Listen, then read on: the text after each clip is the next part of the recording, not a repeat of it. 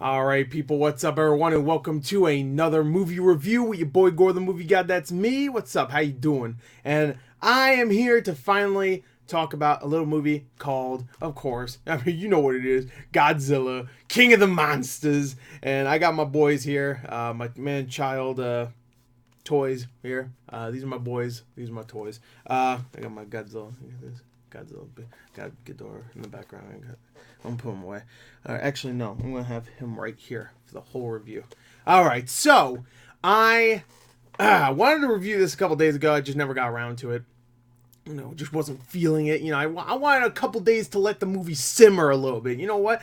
I wanted to think about it a little bit more. Not that it's a very deep movie or anything, but I wanted some time to pass so I could think about it and really formulate an opinion. I didn't want to come out and immediately go, "It's awesome," or "It sucked," you know? So I wanted a couple days. I wanted to record this yesterday. I didn't get a chance to. But, so I gave it a few days. I saw it Thursday. Saw it in IMAX. Glorious IMAX. Love it. And, well, I'm here to tell you what I thought of it. Of course, I love Godzilla. I do. To be fair, I haven't watched a lot of the older movies in a very long time. But I do love Godzilla.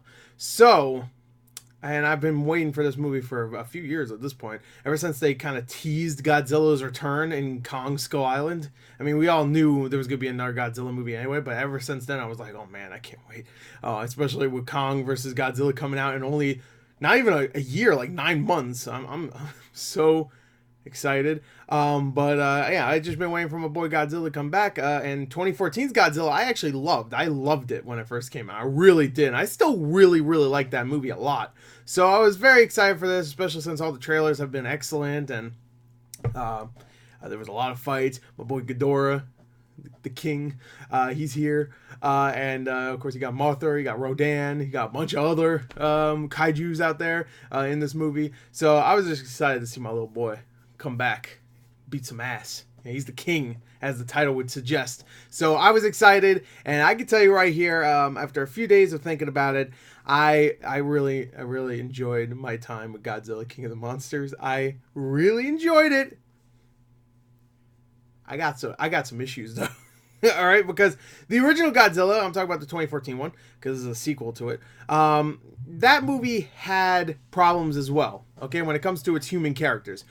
But I never found the human characters to be really annoying. You know, like when I was following Kick-Ass, I forgot Aaron Taylor Johnson's character, after Bryan Cranston left the movie, I thought, you know what, he's not the most compelling character ever. Not gonna say he is, but I didn't hate him, and I enjoyed following him as bad things were happening around him. You know, like as he saved that one Asian kid and stuff like that, and he has to travel back to his wife and stuff. Just little things that happen. Him having to plant those explosives to destroy the Muto nest or whatever. Just little things, like he might not be the most interesting, but what he was doing was interesting. You know what I mean? When he's on the train, he saves the Asian kid, like I said. He tries to get back to his family, destroying the Muto nest. All that stuff was interesting. I loved the cinematography. I loved that we stayed on the ground, or we were on a rooftop, or we're on an airplane. It all felt realistic when it comes to the camera work and the cinematography. So whenever we see Godzilla, the camera angles, someone's actually recording it, like actually recording this fight from either far away or up close, up like this, you know what I mean? So, you know, if I was recording Godzilla, he was like really big, I'd be like filming it like this, because he's so big. You know, that's me holding the camera. So anyway, I really liked, just technically, especially special effects, technically, that movie. So this movie has a lot of the same stuff, but it doesn't have exactly the same realistic tone to it. This one definitely goes and dives more into the silliness that we expect from Godzilla, which I think a lot of people were expecting that from the 2014 one, and they didn't really get that. So we get that here. We get lots of fucking big kaiju battles, and they just mess each other up. Oh man, just your heads coming off, and you're just getting stabbed and you're getting blasted with energy blasts, atomic breaths and shit, electric. It's nuts. It goes crazy. Okay, so you get all that.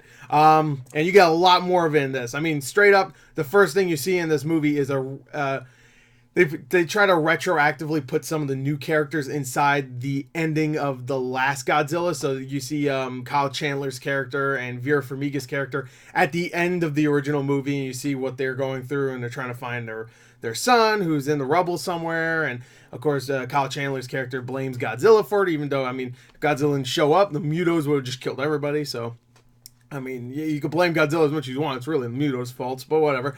I mean, Godzilla, he could be a bad guy. Of course, we've seen him be a bad guy. Shit, Shin Godzilla, he was a bad guy. But still, we see him be a good guy a lot. He's a good boy. Look at him. Isn't that face? That's a face you trust. But I was really, really, really into the beginning of the movie, because we get that. We get some character parts that aren't too annoying. We get the obvious stuff like the strange father and the daughter and the mother. The mother is actually working with one of the working with what's it called, Monarch, which we've seen in Kong Skull Island, just like this big agency that tries to find the kaijus and stuff like that and whatnot, these giant monsters, of course. And she's working with them, and they find Mothra in the beginning, and she's a larva, and it's all really interesting stuff in the beginning. So there's not a ton of action, but we get enough kaiju stuff in there. Maybe not big action scenes, but it's good enough.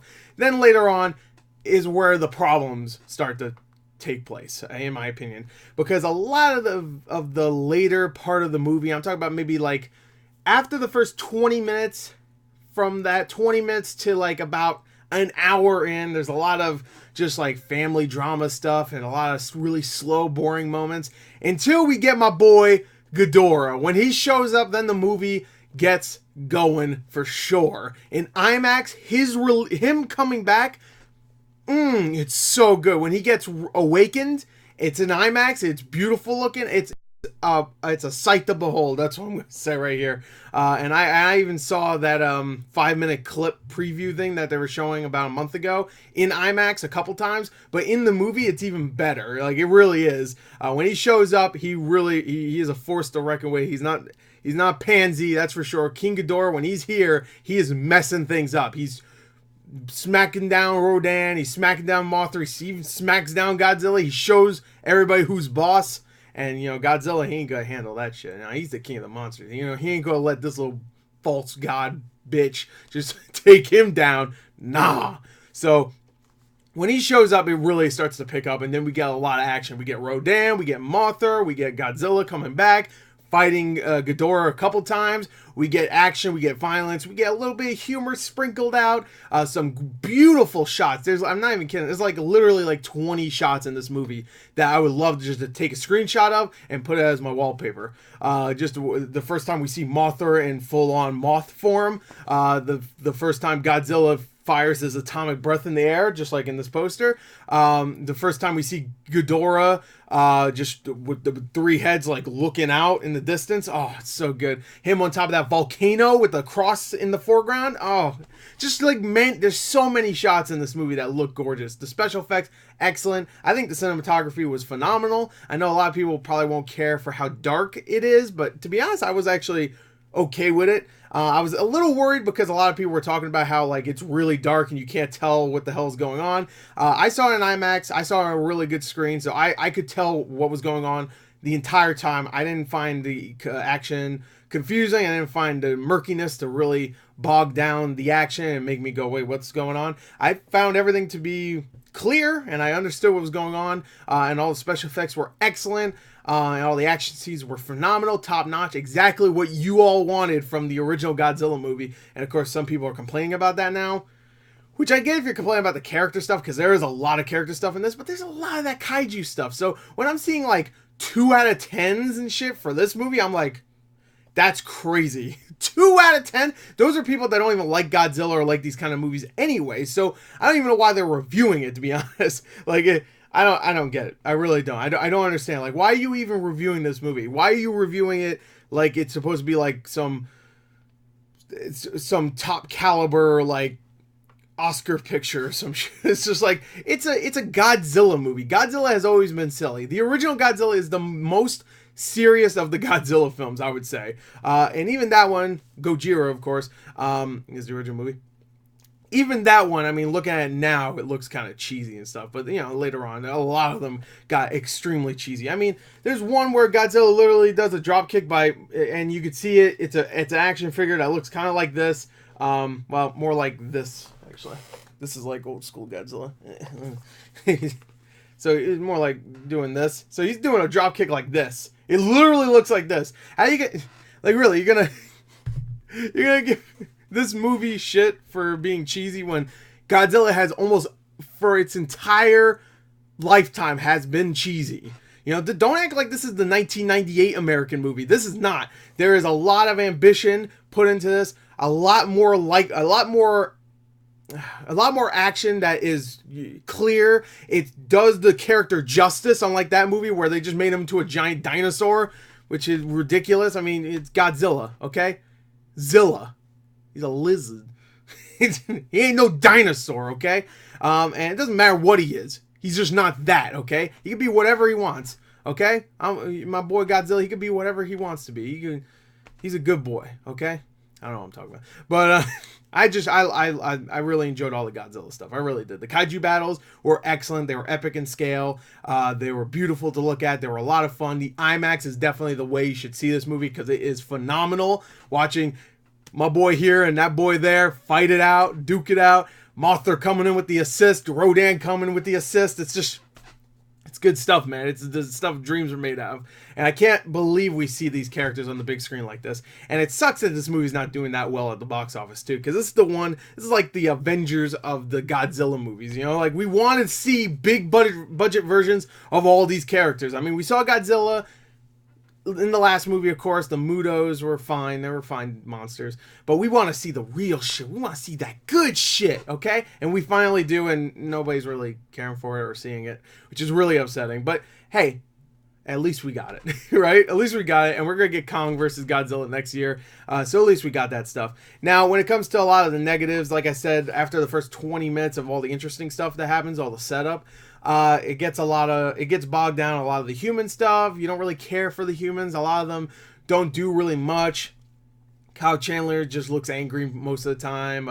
Millie Bobby Brown, of course, from Stranger Things. All she does really is cry, and she doesn't do a whole lot of. She screams and cries and stuff. She does a couple things towards the end of the movie where I have to stop some of the critics out there that say that she was just crying and that was it. Like, at the end, she does a couple things to push the story forward. She's not just there to cry. She's doing stuff in the plot. Vera Farmiga, her whole thing about releasing the kaiju and stuff is very weird and doesn't really make much sense, but it gives us a reason. I mean, it gives the movie's story a reason to release all these kaiju, so I'm okay with it, I guess. Again, it's a problem, but I'm not going to give it too much shit. At least they explained it. They could have easily just said, oh, she's evil, I guess. I don't know. Or she just wants to, or, man, I don't know. I don't know. It was a little silly. It was very Thanos-ish, her plot, but it was dumb, unlike Thanos. So she was fine though, but you know, I like Vera Farmiga, I really do. But I feel like she could have been used a little bit better. Same thing for Millie Bobby Brown. I could say that same for every character. And the Sally Hawkins shows up again. She was in the original movie, and after her stellar role in Shape of Water, it's a shame that she has like nothing to do here. Ken Watanabe, of course, he shows back up, and he has one really good scene with Godzilla. But besides that, he does not really do much. He's just standing around saying like he is Godzilla. He's pretty much hyping the kaiju up. He's just talking to people saying like, no, the kaiju are awesome. You know, we need to keep them alive because they're awesome. You know, it's pretty much, he's a Godzilla hype man. And I appreciate that, but he doesn't really do much in the plot. He has one really good scene with Godzilla towards like the last, like the middle of the last half of the movie. It's a really good scene.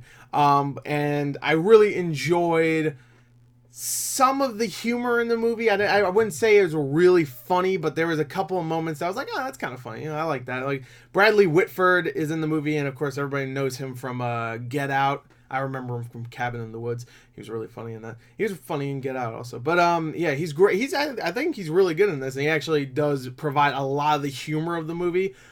Just little lines, just like, yeah, why don't we just invite Godzilla in for a beer? You know, just little lines like that. It's just like, okay, adding a little bit of levity to the movie. He doesn't really do much else besides just crack jokes. But for the most part, he's fun. I like it. The characters didn't really annoy me. I know a lot of people hated them. I was just like, they're just kind of generic characters that you expect from a Godzilla film. I mean, I wouldn't say any of the Godzilla films have really likable, really, really, really lovable characters. I'm sure there's a couple, but I would say most of them have pretty forgettable human characters. So, I mean, whatever. I'm here to see the kaiju, and they give you at least half of the movie of the kaiju on screen, which is good. You get Godzilla, you get Mothra, you get Ghidorah, you get Rodan, you get a bunch of other ones I'm not even going to spoil, even though some of them aren't really... actually, I would say most of them aren't really big name kaiju. They're kind of like they made them up for the movie, which is cool. I mean, I'm not gonna spoil what they are though, because some of them are really cool looking. But anyway, that's all I wanted to say. I know it's kind of a shitty review, but I just kind of wanted to get it out of the way and tell you that I really enjoyed Godzilla King of the Monsters. If I had to quickly run down what I feel, positives: the action, the special effects, the cinematography, some of the humor, and I will say this too. I really like the music. The music's excellent. Of course, they bring back a lot of the older themes for each of the characters. Of course, Godzilla, Rodan, Mothra, Ghidorah. But they also have some new stuff from Bear McCreary. He actually does. I'm pretty sure he does all the new versions of the old themes that you come to expect. Which is really cool. It's cool to hear Godzilla's theme in a big IMAX theater right when he shows up for the first time. You hear bum bum bum bum bum bum. It's so good. I really enjoyed it. I really enjoyed the music, actually. And the sound effects, too. The sound design itself is just really great. All the monsters and stuff, they all sound really good. Negatives, the human characters aren't the most likable. I don't think they're horrible, like some people are saying, but whatever. They're not great. I've seen worse, definitely. I'm sure I've seen worse than Godzilla movies before. You don't really feel for them, but whatever. They spend too much time on the humans, for sure. So I don't really like them. And even if you did like them, they do spend too much time on them. So even if you did like them, it doesn't really matter because you're here to watch the kaiju. So you don't want to see the humans. Even if you do like them, you don't want to see them. But you don't really like them, so that makes it even worse. They're on screen for a long time. The dialogue's not that great. It's a lot of repeated stuff, just like someone saying like, "Oh, Rodan is a ancient mythical beast. We have a name for him because we need a name for him or whatever." And the same thing happens with Ghidorah. Ghidorah, Monster Zero. Oh, we need a name for him, so they just come up with a name. I mean, there's reasons for all this dialogue, but it's very, very. It's poorly handled, let me just say that. But for the most part, the dialogue again didn't annoy me. It wasn't very good. But again, I was expecting very good dialogue from this movie. And I would say the acting from the humans is good. I just don't believe some of it. Like Charles Dance is kind of there just to be evil, and Vera Farmiga is there to be kind of a mix of both evil and good. She's there to do the greater good, but she's still doing evil shit. Millie Bobby Brown is just crying for most of the movie. Kyle Chandler just looks angry. So the acting itself is just very typical, I guess. It's typical of a movie like this. There's nothing really, there's no performance that stands out. Unlike the first movie, where Bryan Cranston's performance really stood out. Here, there's no real performance like that. So overall, there are problems. There are a lot of problems, but I still really enjoyed it. And if I had to give it a score, I would give it a 7.5 out of 10. That's just me. I really enjoyed it. If you didn't, I get it. I totally get it. I'm not going to sit here and tell you you're wrong, but I don't know. A 2 out of 10. Are you kidding me? Like, really? For this? There's like 10 shots in this movie that are beautiful alone that make this movie not a 2 out of 10. So I don't believe it. I'm sorry, man. I don't know what the fuck they're smoking. But anyway, there you go. That's it. That's my review. I hope you enjoyed it. Thank you. And until next time, I'll see you guys later. Goodbye.